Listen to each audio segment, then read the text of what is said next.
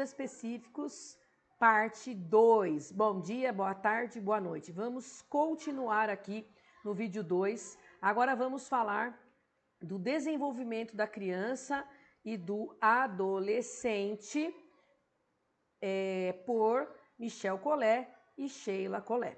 Então, o desenvolvimento da criança e do adolescente é influenciado pela cultura, claro, né, gente? É claro, tá? A aprendizagem ocorre nas interações sociais. A escola e a família são essenciais e integra, sim, aspectos biológicos e sociais. Então, estamos falando de alguém aqui, né, que dialoga... Peraí que eu escrevi errado aqui, deixa eu achar minha borracha aqui. Estamos falando de alguém que dialoga com um pensador já muito conhecido, né? Vocês devem estar se lembrando aí do Vygotsky. Nossa, gente, peraí, deixa eu escrever certo o nome do Vygotsky.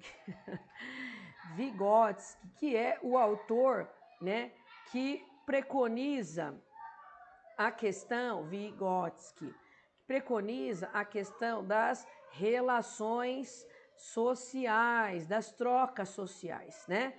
E ele fala da zona de desenvolvimento proximal, né? A chamada ZDP, Zona de Desenvolvimento. Deixa eu escrever o melhor que eu consigo aqui, gente. Proximal. ZPD, né? Eu até faço uma brincadeira com os alunos aí, eu falo da chamada repropote. O que é repropote, professora, né? É porque o aluno, ele começa aqui, ó, na zona de desenvolvimento real, tá? Que é o que ele sabe, aquilo que ele faz sozinho, né? Sem mediação do professor, né? Só que a gente não fica aqui a vida inteira somente na zona real de conhecimento. A gente vai, através da mediação de uma pessoa mais experiente, passar pela zona de desenvolvimento proximal, né? Proximal, para depois a gente alcançar a potencial, que é aquilo que a gente aprende com a ajuda dessa pessoa que fez a intervenção aqui na proximal. Então, aqui nós chegamos na potencial, que é aquilo que a gente consegue fazer, né? Ou a criança, agora a gente consegue fazer sozinho, tá? Sem a ajuda dessa pessoa que fez a interferência aqui. E, na verdade, quando a gente chega aqui, né, na potencial, a gente acaba voltando para cá, na zona de desenvolvimento real, tá bom? Então, se precisar pausar o vídeo aí e anotar essas informações, tá bom, gente? Real, o que a gente sabe. Proximal, aquilo que a gente aprende com a intervenção de uma pessoa mais experiente. E potencial, aquilo que a gente faz sozinho, sem a ajuda de ninguém. Depois a gente acaba voltando aqui para o começo da linha, tá bom? Então, nós temos aqui dois autores que beberam da água de Vygotsky e falam coisas semelhantes a ele, tá bom? Depois nós teremos, deixa eu dar uma limpada aqui, tá muito bagunçado aqui o negócio, né? Se precisar pausar o vídeo, gente, para anotar, por favor, pausem, tá bom? Agora nós vamos falar um pouquinho de desenvolvimento psicológico e educação, que está hoje muito correlacionado. Ah, e o que cai na prova aqui antes, que eu acabei esquecendo de falar para vocês, né? Cai a questão do desenvolvimento sociocultural, que está totalmente alinhado com o processo de ensino e aprendizagem. Lembrando que o ensino é competência do professor, aprendizagem, competência do aluno, tá? Só que esse processo aqui, ele é um processo dialógico, né, gente? Dialógico. Não tem como a gente dizer que só o professor sabe tudo e o aluno não sabe nada, né? Mas a gente também sabe que o aluno, ele conta com o nosso ensino, né? Ele conta com a nossa experiência, com aquilo que a gente tem de bagagem, né? Para que ele possa, de fato, avançar, tá bom? Então, vamos lá.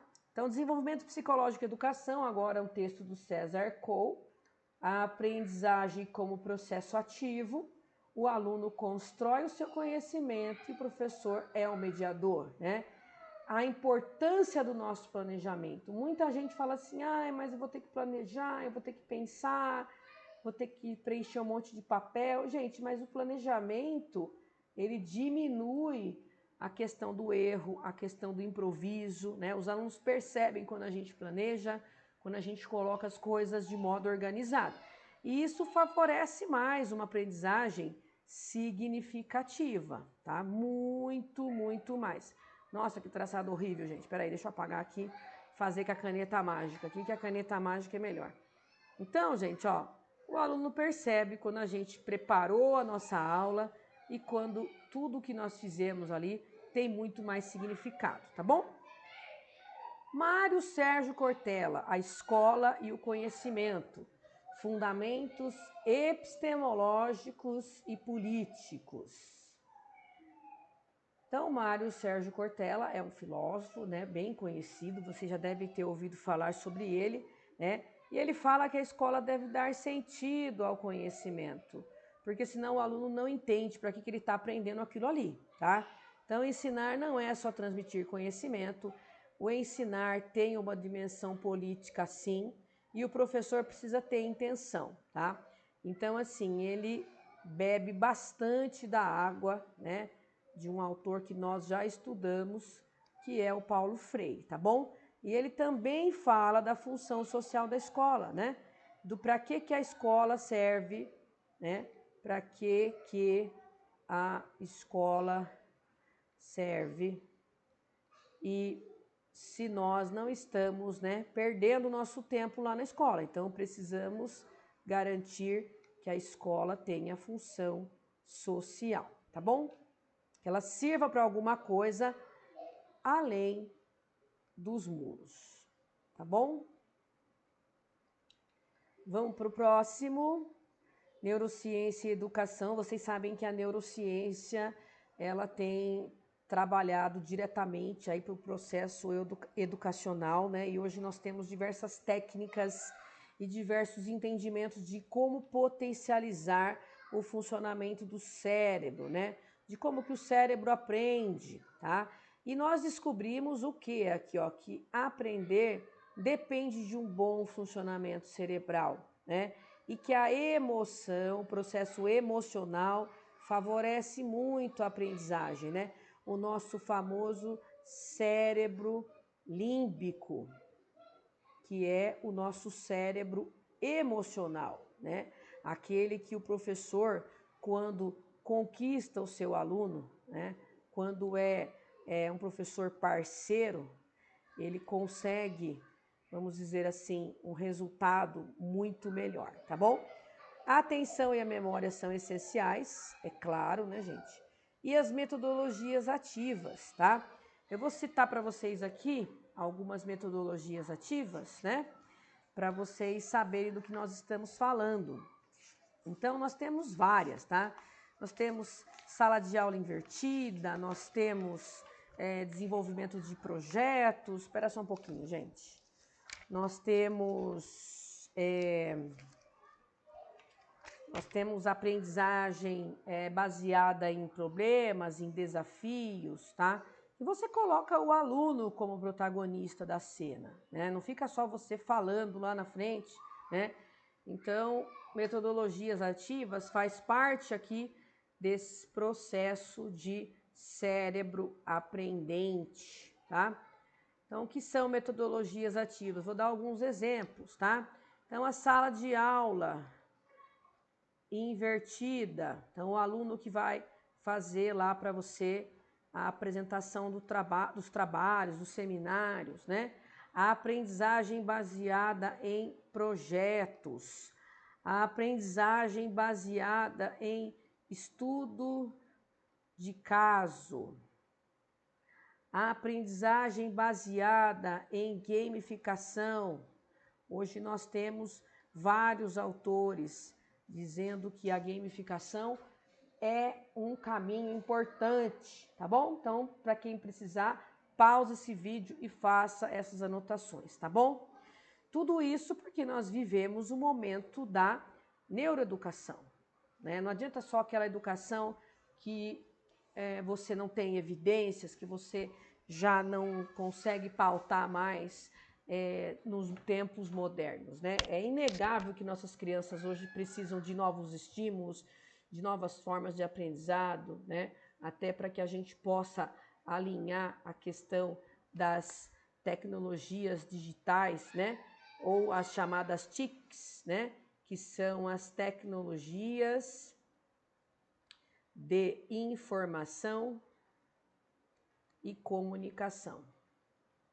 Então, assim, a gente tem que trabalhar de uma maneira diferente para que a gente possa ter resultados eficientes, tá bom? Vou para o meu último assunto desse vídeo, para ele não ficar muito comprido. E aqui tem um compêndio, né, de vários autores, Piaget, Vygotsky, Vallon, Teorias Psicogenéticas em Discussão, da Heloísa Dantas, Marta Cole de Oliveira, Ives de acho que é Taillet. Comparar as grandes teorias comparar as grandes teorias do desenvolvimento, tá? Comparando aqui com os autores, né? Então, vamos lá. Jean Piaget, qual que era o objetivo dele? Trabalhar através do desenvolvimento, respeitando os estágios das crianças, né? Vocês lembram dos estágios? Se não lembram, é bom lembrar, tá? Acessório motor, pré-operatório, operatório formal, operatório concreto, vocês precisam saber certinho aí esses estágios funcionando, tá? Aprendizagem mediada socialmente, Vygotsky, e emoção e movimento, Henri Vallon, tá? Essas diferenças de teorias, na verdade, é só para vocês situarem aí quem é quem falando o quê, né? Porque elas trabalham juntas, tá bom? Pessoal, então esse vídeo será pausado. Continuamos no terceiro vídeo de conhecimentos pedagógicos, conhecimentos específicos 1.